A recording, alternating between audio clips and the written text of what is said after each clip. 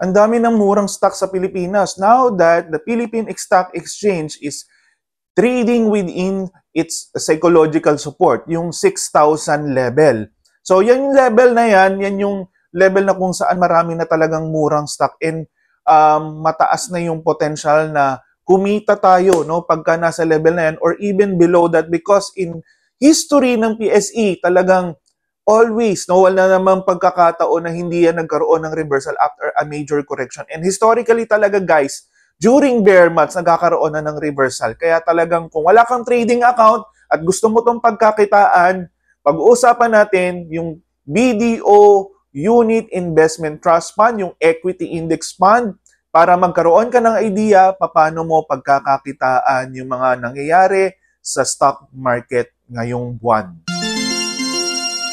So for purposes of this illustration, BDO yung gagamitin nating example. So search nyo lang UITF, Unit Investment Trust Fund. So makikita nyo yan, i-click nyo yan. So iba-ibang klase yung fund na yan, no? So ang advantage nito, again, overview lang, no? Kung talagang syempre ang savings talagang walang kinikita yan eh, di ba? Kaya sa mga pagkakataon na to, no, na bagsak yung market, no, ang pinakamagandang i-take advantage as far as UITF is concerned is yung fund na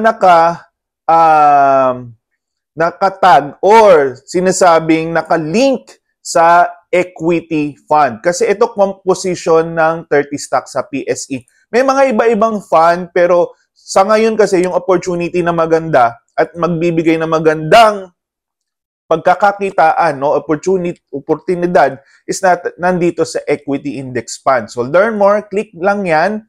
And then, ito na yung mga description. So top 30 stock, and then minimum investment is at least 10,000. Okay? May holding period na 30 calendar days in layman's term, no? Hindi nyo yan po pwedeng i-withdraw once na nag-participate kayo. Otherwise, no, matcha-charge kayo ng 0.50%. Kaya ang suggestion ko, yung excess amount nyo lang or portion ng savings account nyo na hindi nyo naman gagamitin talaga or in excess of your emergency fund na talagang wala masyadong kinikita at gusto nyo i-take advantage talaga tong pagkakataon na bagsak ang market natin, no? Indirectly kasi, ito yung sinasabi ko kanina na pwede mong bilhin, no, yung composition nga na 30 index stock sa PSE, no, through this fund at a discount and SSL nyo at a premium. Pag ang PSE bumalik na ng 6-7 o to as high as 7K based on NABPO na later pag-uusapan natin. Okay? So meron din trust fee yan and then yung settlement period kapag just in case, no, after 30 calendar days kumita ka na, gusto mo na talagang i-liquidate, may 3 calendar yan, banking days, na kung saan yung in-invest mo, pati yung kinita mo,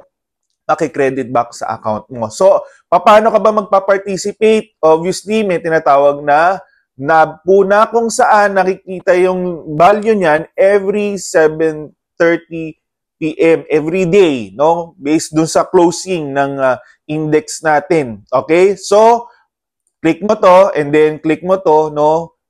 Yung NABPO, no, ang ibig sabihin niyan is yan yung net asset value per unit. Kumbaga, kung magpa-participate ka bukas, no, ito nakabase dito kung ano man yung rate, no, or yung rate tomorrow, yun ang effective na makukuha mo eh, no? So kung kanina or kahapon nag-avail ka nito o nag-participate ka, ito yung makukuha mong rate. Pero obviously, pagbukas or kasi ngayon September 21, September 22, yung kung ano na yung rate na magre-reflect dito. Okay, ito na yung interesting part. Siyempre, parang ngayon kasi mababa yung index eh. So, ang rate na or NABPO is nasa 82.93. Ito, no? 83.93. Ayan, no?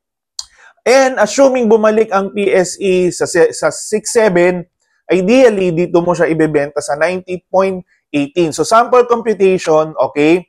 So, kung ang amount na i-invest mo, no? Ano lang to, no? Theoretical lang to para mas mas ganahan kayo, no?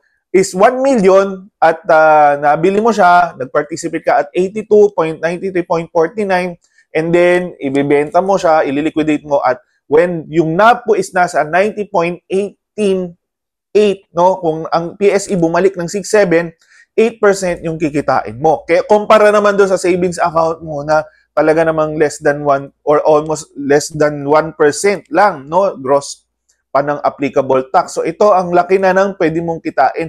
Theoretically, kung 101 million, obviously, mas maliit yan. Pero kung ang invest mo, 100,000 and so on. But think about the possibility na pwede kang kumita sa mga pagkakataon na to. Now that yung PSE kasi, every time na lumalapit ng 6K yan, no? Or below, yung NAV po na to, mas nagiging attractive ito. No? So last year nga, para lang mas ma-appreciate nyo, no? Dito tayo sa calculator. Last year, parang dinuduplicate lang din kasi yung price action. So last year, nag-below 6K ang index natin. So dito sa calculator, assuming last year, no, na take advantage mo yan, ano ba yung NAV po? Sabihin na natin September 2022, same period na lang, no, nung 21. Ang NAV po, nung time na yan, based dito ay gagamitin natin calculator. Tapos, kailan mo siya i-redeem?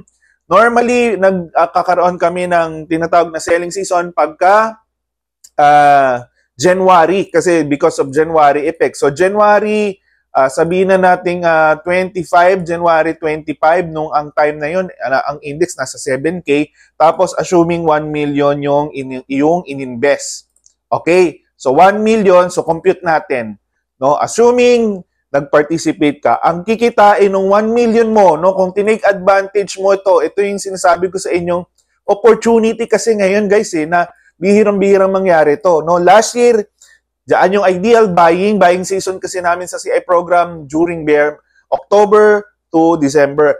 But again, yung mga early discount days talaga nasa September. Tapos ang selling is dito sa January up to February. Nakitang-kita nyo naman yung nangyari na price action dito sa chart na to, no? Kaya nga dito sa calculator pinapakita ko kung iti-take advantage mo rin na ngayon, binibigyan ko ulit ng pagkakataon dahil bumalik na naman tayo dito. Bonus na nga lang kung magbibelow 7K ng 6K ang index natin dahil yung NAV po na to bumababa ng as low as 80.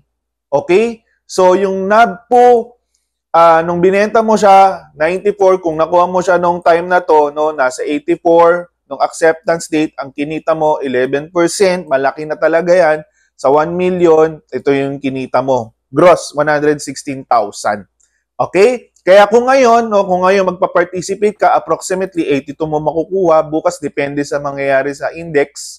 Maganda, makuha mo pa siya within 82, 83, tapos, ideally, minimum 90 yung NAV po kung saan mo siya ibebenta. Ito yung expected na kikitain mo ngayon. Maximum percentage, kung babalik ng 7K ang index, ang NAV po estimated at 94.21, ang kikitain mo is 13.60.